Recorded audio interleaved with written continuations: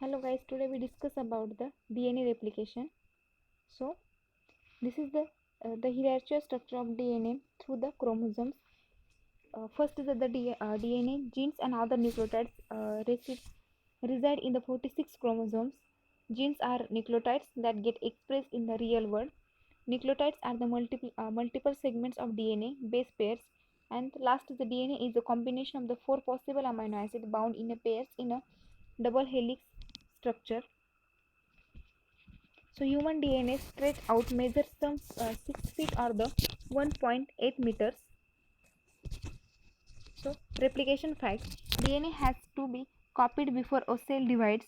DNA is copied during the S phase or the synthetic phase of the interphase. New cells will indeed will need identical DNA strands. So, what is the synthetic phase or the S phase? S phase during the interphase of the cell cycle, nucleus of the eukaryotes. So we in figure shown the S phase, DNA replication takes place in the S phase in between the G1 and the G2 phase.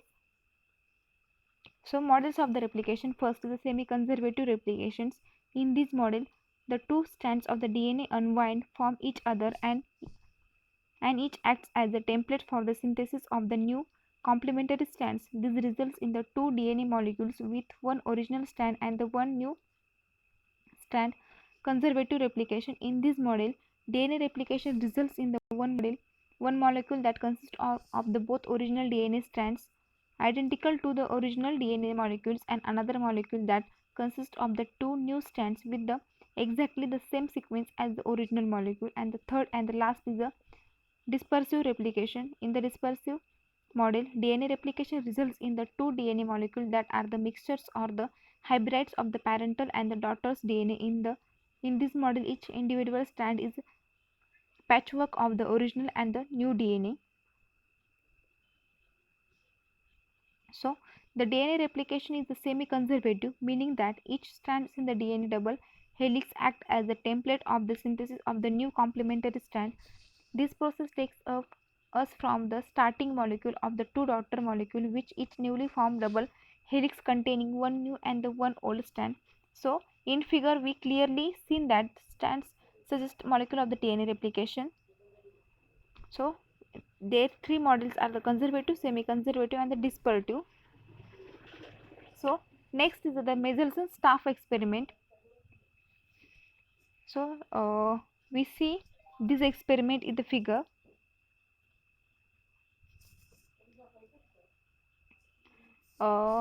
Their step is the the DNA double helix. Then hydrogen bonds break the helix open. Third step is each strand's DNA act as a template for the synthesis of the new strand, complementary strand. And fourth is the replication uh, pro produces two identical DNA double helix, each with one new and the one old strand. So next is DNA polymerase. They add the nucleotides one by one to the growing DNA chain, incorporating only those that are complementary to the templates. So the addition of the nucleotides requires energy. This energy comes from the nucleotides themselves, which have three phosphates attached to them, much like the energy carrying molecule ATP. When the bond between the phosphates is broken, the energy release is to form a bond between the incoming nucleotide and the growing link. So the key features of the DNA polymerase: they always need a template. They can only add nucleotides to the three end of the DNA strand. They can't start making the DNA chain from the scratch, but require the pre-existing chain or the short sketch of the nucleotides called as a primer. They prefer or they check their work removing the vast majority of the wrong nucleotides that are accidentally added to the chain. So prokaryotic and the eukaryotic DNA polymerases. So the E. coli first uh, function is the gap filling following the DNA replication, repair, and the recombination. E. coli second, the function is the DNA proofreading and the repair. Eukaryotic beta is DNA repair. Gamma is mitochondrial DNA synthesis. E. coli in third DNA polymerase is eta is a recessive leading strand synthesis. Then DNA G is the alpha is the primerase, and delta is the processive lagging strand the synthesis.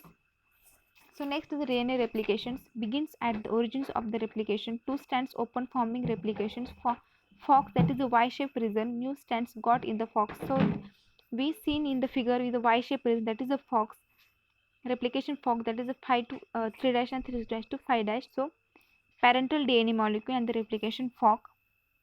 So DNA replication, as the two DNA strands open at the origin, replication bubbles from the prokaryotes, that is the bacteria, have the single bubble. Eukaryotic chromosomes have the many bubbles.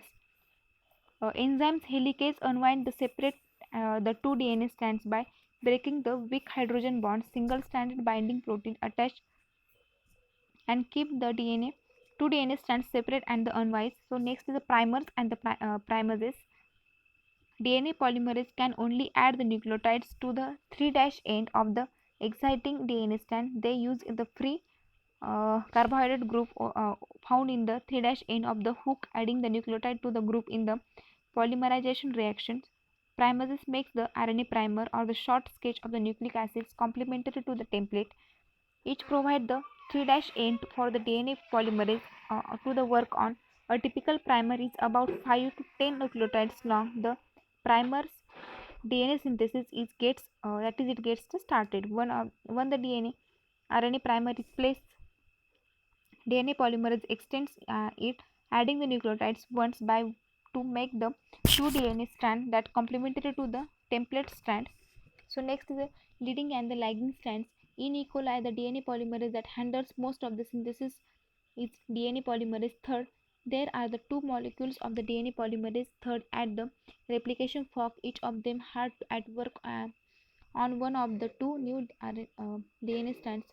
DNA polymerase can only make the DNA in the 5 to 3 dash direction, and this poses a problem during the replications. The DNA double helix is always anti-parallel. In the other words, one strand runs in the 5 to 3 direction while the other runs in the 3 to 5 direction. This makes it necessary for the two new strands, which are also anti-parallel to their templates, to be made in singly different ways. Other proteins and the enzymes involved. The sliding clamp, which holds DNA polymerase third molecule in place as they synthesis DNA. The sliding clamp is the ring-shaped protein and keeps the DNA polymerase of the lagging strand from the floating off when it the restarted at the new Okazaki fragments. Topoisomerase also plays the important maintenance role during the DNA replication. This enzyme prevents the DNA double helix ahead to the replication fork from the getting too tightly wound to the DNA is open up. It acts by making the temporary nicks in the helix to release the tension, then sealing the nicks to avoiding the permanent damage. The RNA primers are the removed by the replacement by DNA through the activity of the DNA polymerase first. The other polymerase involved in the replication, the nicks that remain after the primers are replaced, get sealed by the enzyme DNA ligase. So these are the replication fork in which we clearly see all the things, that is the leading strand, lagging strand, and all the proteins are involved in this process. Helicase opens up the DNA at the replication fork. Single stranded binding protein coat the DNA around the replication fork and prevent the rewinding of the DNA. Topoisomerase works at the region ahead of the replication fork to prevent supercoiling. Primase synthesize RNA primers complementary to the DNA strand. DNA polymerase third is extend the primers, adding to the 3' end to the makes the bulk of the new DNA. RNA primers are removed and the replacement DNA by the DNA polymerase first. So guys, we finished the DNA replication and their three process. So thank you.